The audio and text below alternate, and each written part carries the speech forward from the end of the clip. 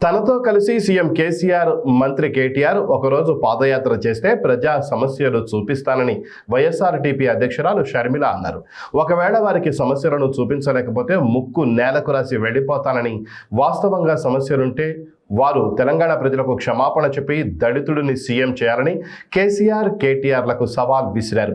ఆమె చేపట్టిన ప్రజా ప్రస్థానం పాదయాత్ర 66వ రోజు భద్రాద్రి కొత్తగూడెం జిల్లా బోర్గంపాడు మండల పరిధిలోని ఇరవెండి కొత్తూరు కాలనీ, ఇరవెండి మోతే పట్టినగర్, సారపాక మీదుగా జరిగింది.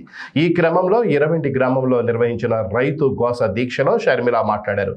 సాయంత్రం భద్రాచలం చేరుకున్న ఆమె అక్కడి అంబేద్కర్ సెంటర్లో జరిగిన బహిరంగ సభలోనూ ప్రసంగించారు. పోడు భూములకు పట్టాలిస్తామన్న కేసీఆర్ ఎక్కడికి పోయారు, ఎక్కడ తిరుగుతున్నారు, ఒక్క ఎకరానికి పట్టా ఇవ్వకపోగా ఉన్న భూములను లాక్కుంటున్నారు, పట్టాలు ఇవ్వాలన్న మహిళలను నిర్దాక్షిణ్యంగా జైల్లో పెట్టారని షర్మిల మండిపడ్డారు. పుణ్యస్థానం ఈ భద్రాచలం, ఆదివాసీలకు రాజధాని ఈ భద్రాచలం. రాజశేఖర్ రెడ్డి గారు ముఖ్యమంత్రిగా ఉండగా ఈ భద్రాచలంకు ఎన్నోసార్లు వచ్చారు. రాజశేఖర్ రెడ్డి గారు ఇదే భద్రాచలం నుంచి, ఇదే గడ్డ నుంచి పోడు పట్టాలను పంపిణీ చేశాడు. ఇదే భద్రాచలం నుంచి పోడు భూముల మీద ఆదివాసులకు, గిరిజనులకు హక్కు కల్పించాడు.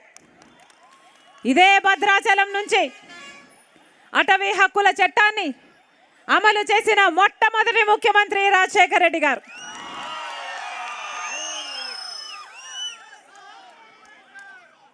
రెండు 2006లో అటవీ చట్టం వస్తే రాజశేఖర్ రెడ్డి గారు ఇదే భద్రాచలం నుంచి 3,30,000 ఎకరాలకు పోడు భూములకు హక్కు కల్పిస్తూ పట్టాలను వాళ్ళ చేతుల్లో పెట్టాడు రాజశేఖర్ రెడ్డి గారు. 2006 అటవీ చట్టం వచ్చిన తర్వాత దాన్ని అమలు పరిచిన మొట్టమొదటి ముఖ్యమంత్రి డాక్టర్ వైఎస్ రాజశేఖర్ రెడ్డి గారు. ఈ దేశంలో అమలు చేసిన మొట్టమొదటి ముఖ్యమంత్రి మాత్రమే కాదు, ఈ దేశంలోనే అత్యధికంగా లక్షల ఎకరాలకు భూములు ఇచ్చిన రికార్డు కూడా రాజశేఖర్ రెడ్డి గారిదే. 3,30,000 ఎకరాల పోడు పట్టాలు కల్పిస్తే ఒక్క ఖమ్మం జిల్లాలోనే 1,30,000 ఎకరాలకు పోడు భూములకు హక్కు కల్పిస్తూ పట్టాలిచ్చాడు రాజశేఖర్ రెడ్డి గారు. ప్రజా ప్రస్థానం పాదయాత్రలో రాజశేఖర్ రెడ్డి గారు ఈ ప్రాంతాల గుండా పాదయాత్ర చేస్తుండగా పోడు భూముల సమస్య పదే తలెత్తడంలో రాజశేఖర్ రెడ్డి గారు ముఖ్యమంత్రి అయిన తర్వాత ఈ సమస్యను పరిష్కరించాలి అని కోనేరు రంగారావు కమిటీ వేశాడు.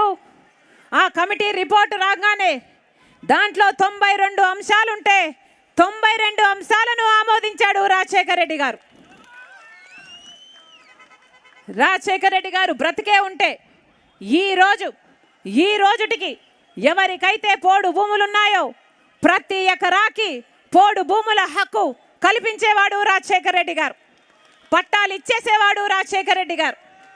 కానీ రాజశేఖర్ రెడ్డి గారు వెళ్ళిపోయిన తర్వాత అప్పుడున్న కాంగ్రెస్ పార్టీ కానీ ఇప్పుడు 8 ఏళ్లుగా ఉన్న కేసీఆర్ గారు కానీ ఒక్క ఎకరా కంటే ఒక్క ఎకరాకు కూడా మళ్ళీ పోడు భూములకు హక్కు కల్పించలేదు.